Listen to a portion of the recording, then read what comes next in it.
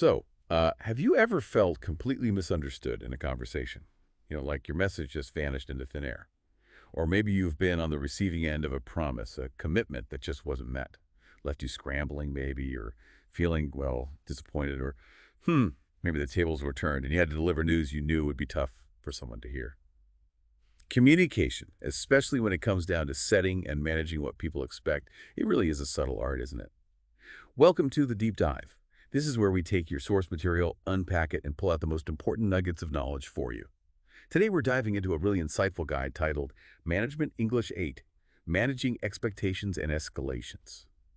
Okay, so our mission here is to unpack the strategies and maybe more importantly, the specific language you need to effectively set clear expectations. And then, crucially, how to navigate those tricky moments when things, well, they don't quite go as planned and escalations pop up. Which to do.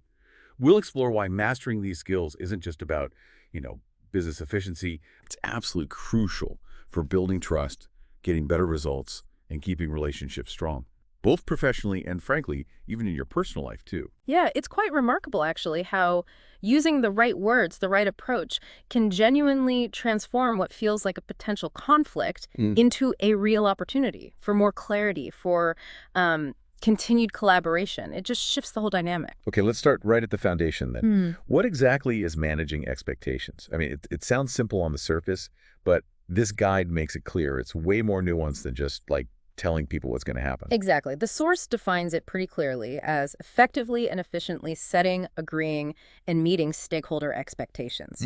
Simple enough, right? But the really profound insight, I think, is how deeply this underpins every successful interaction, whether that's with a client, a colleague, even family. It's not just about ticking boxes or getting tasks done. It's about creating that environment of psychological safety. Trust that just flourishes when expectations are consistently clear and, importantly, met. Think about it, right? How does it feel when you're always guessing versus when you know exactly where you stand? That difference, that's the power we're talking about. Yeah. And the guide gives us a pretty detailed roadmap for this. It starts with that critical first step, identifying and defining everyone's expectations, yours and theirs. Yes, absolutely. And it suggests some very tangible actions, like actually making lists to clarify timeframes, potential obstacles, what resources are needed, and exactly how performance is going to be measured. That's key. It also stresses visualizing the situation, thinking about how different people might behave, what might be communicated between the lines, or even what's not being said. Understanding your own mindset and trying to understand theirs right from the start. That's critical. Yeah, I found this part really interesting. The guide emphasizes setting realistic expectations. Okay, makes sense. But then it says to over-communicate them. And get this, plan for misunderstanding and disappointment right from the beginning. Can you unpack that a bit? That sounds almost counterintuitive. It does a bit, doesn't it? But it raises that important question. Why over-communicate? It's not about being annoying or redundant. It's about creating robustness, building in redundancy to make sure the message lands, especially when the stakes are high. And, while we should avoid judging ourselves or others too harshly when things inevitably don't go perfectly, it's also important to remember that not every unmet expectation reflects badly on you as a manager or as a person. Sometimes, stuff happens. External factors, unforeseen challenges, that's life. And that's exactly where that proactive planning comes in. Right, which connects to the next point. The guide makes a really strong case for proactive planning, having a plan B, C, even D. It really emphasizes how expectations often need to pivot based on events, feedback, new information. It's about consciously pivoting, but keeping your eye on the goal. Precisely. And that need to adapt, to anticipate change, it ties directly into another critical skill the guy highlights, controlling the scope of work. Because if your scope is clear but also flexible from the get-go, those pivots become much easier to manage. So managers need to set clear boundaries, define milestones, manage those resource budgets, and really explicitly agree on how success or performance will be measured. It's about proactive control, like you said, not just reacting to fires all the time. And the source points out that the best managers get better at this by constantly reflecting, actively asking for feedback, and always pushing for more clarity themselves. Yeah, with this next section, really challenge some of those modern business mantras you hear, like move fast to break things, or act now, apologize later. And the guide explicitly warns against that thinking. It says under-delivering or damaging others is rarely fixed by an apology. People remember. Yeah, that's a really powerful point. And the consistent advice here is to under-promise and then over-deliver. especially when you're building new relationships. The guide is pretty blunt. The cost of an unhappy customer or stakeholder is normally far greater than the benefit of just a happy one. Think about McDonald's, which the source uses as an example. They reliably deliver a minimum acceptable level every single time. That builds basic trust. And then when they do over-deliver maybe an exceptionally clean restaurant, a really great tasting burger that day, that's when they build loyalty. The key is they rarely fail on those basic, often unspoken expectations. Okay, let's shift gears a bit. Let's talk about maybe the trickiest part of managing expectations, actually saying no. It's tough, right, for a lot of us. But the guide gives some genuinely useful tools for doing it gracefully, effectively. hmm The core advice, especially when the answer is really important or time is critical or there's a high chance of misunderstanding, is just be clear, concise, and specific. Directness is key in those moments. For Yeah. instance, the source gives this example. Bob, I'm sorry, but I've already committed all my time to another project for the next 2 months. Every hour is planned, strict agenda of meetings. Therefore, I regret I cannot support you in any way. It's very direct, leaves no room for doubt. I also found the sandwich fashion, as the guide calls it, really helpful. It feels intuitive. You start with something positive, then you manage the expectation, deliver the bad news, essentially, and then show appreciation. And it mentions using names helps build connection, even when the message is tough. That's a great observation. And there's a perfect example in the source that shows this. Jane, thank you for considering me for this project group. I know this is a really important innovation for the company. That's the positive opening. Then, unfortunately, I am already overcommitted and one of my managers has just gone on sick leave. That's the clear no with context. And finally, I know how important the project is and I'm sorry I'm not able to support.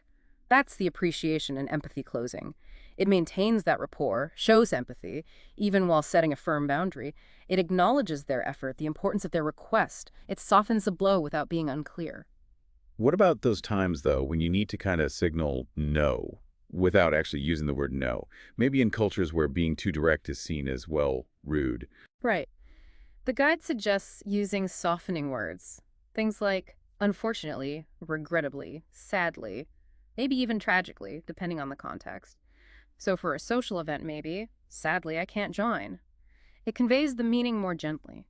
But this brings up a really important point for us to consider, doesn't it? You have to be sure that subtlety is actually understood, especially maybe if the other person speaks English as a second language.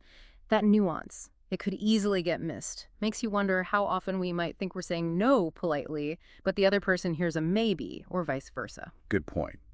The guide also offers some clever ways to decline but still be helpful, like suggesting an alternative. Absolutely. Instead of just a flat no, you could try something like, I'm not available now, so cannot help, but I definitely could help in 3 weeks. Would that work?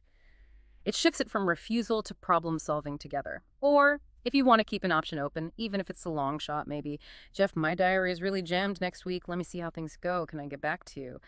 It's about being flexible where you can, but still protecting your own time and commitments. Okay, here's a tough one. What happens when you've already said yes? You committed. But then, circumstances change. You have to go back and say no. That must be incredibly difficult. Oh, it is. It's incredibly difficult. And the source is clear. There's no magic formula here, no single script that works every time. But a sincere apology, delivered and explained genuinely, is the absolute minimum. It's essential to try and maintain the relationship. The guide gives an example for canceling an appointment. I appreciate that I committed to the appointment on April 5th at the factory. Acknowledge the commitment first. Unfortunately, my workload has spiraled out of control due to unforeseen issues. Explain briefly, honestly. I am genuinely sorry, but I must cancel this appointment. I appreciate the inconvenience this causes and would like to ask if we could reschedule. Apology, acknowledge impact, suggest next step. That transparency, that genuine regret, that's really key. And to try and avoid those awful yes to no U-turns in the first place, the guide really stresses clarifying commitments right at the start. Prevent the misunderstanding before it happens. Absolutely vital, because assumptions are so often the root cause of misunderstandings, broken trust. It happens all the time. The guide suggests this neat 3-step questioning process for clarity. Start open, then go closed, then clarify. So maybe we are missing the project milestones. How can we catch up? That's your open question. Invites ideas. Then perhaps, shall we add 2 engineers to the team from Monday? That's closed. Yes or no? And finally, the crucial step. To clarify, everyone agrees 2 engineers are added to the project team starting Monday. That's your clarifying question. Locks it down, Leaves absolutely no room for doubt. Everyone walks away on the same page, hopefully. Right. So inevitably, sometimes things do go wrong. Expectations get missed. And that's when we move into managing escalations. The guide offers a clear process for this too. Yes, it's a pretty robust three-step framework designed specifically to de-escalate tense situations. Acknowledgement, then empathy, then reassurance. And the idea is to infuse these steps with what the guide calls emotional intelligence vocabulary. Okay, emotional intelligence vocabulary. Can you give us some quick examples? What does each step sound like in practice? Sure. So for acknowledgement, you might say something like, I'm sorry that this has happened and I understand how profoundly it has affected you. You're validating their experience. For empathy, maybe, I realize that this is a frustrating situation and I can absolutely see how it is impacting you directly. Shows you get their feelings, not just the facts. And then for reassurance, something along the lines of, resolving this is my top priority right now and I will do everything I possibly can to rectify it. This communicates commitment to fixing it. The emotional intelligence vocabulary part is really about choosing words that reflect you understand their emotional state. It's about building that bridge, not putting up a wall. The guide also includes a pretty strong word of caution here too, right? Even in the middle of an escalation, it loops back to underpromising and over-delivering. What's the biggest trap it warns against? Yeah, that's a crucial reminder.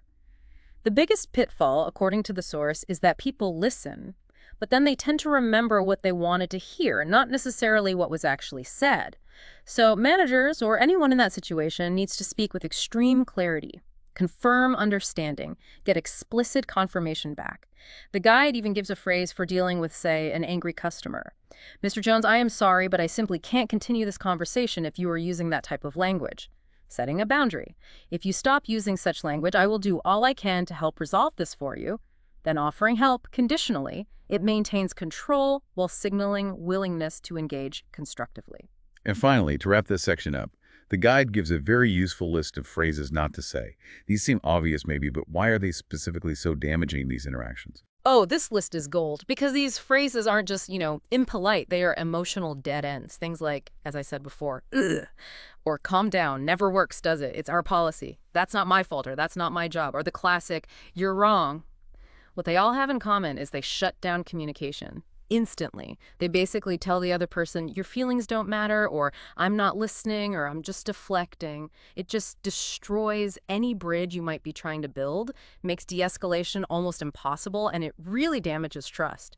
They build walls, not common ground. So, okay, let's bring it all together. What does this all mean for you listening? This whole exploration of managing expectations and navigating escalations, it isn't just about learning some business English phrases. It's really about becoming a more effective, more empathetic communicator. A better leader, maybe, but also just a more trusted colleague, friend, partner, in pretty much any part of your life. Yeah, if you connect it to the bigger picture, mastering these kinds of skills is fundamentally about building robust relationships, relationships that can actually withstand challenges. Yeah. It's about fostering environments where trust is the default setting, not the exception. And ultimately, it helps us achieve our shared goals more consistently and probably with a lot less friction and misunderstanding along the way. It just highlights the profound impact that clarity, empathy, and just making a genuine effort can have on all our interactions. So here's a challenge for you this week. Pick just one strategy we talked about. Maybe it's the sandwich method for delivering some difficult news you need to share. Or perhaps consciously using an acknowledgement statement the next time a situation starts to feel a bit tense or escalated. Just try one thing and pay attention. See what difference that subtle shift makes. Notice the response you get. And as final thought for you to mull over, consider how that principle of underpromising and over-delivering might apply beyond work in your personal life. What would it actually look like to consciously manage expectations in your closest relationships? With family, friends, your partner? What unexpected benefits might that bring? Or perhaps what interesting challenges might surface if you tried that approach? Something to think about.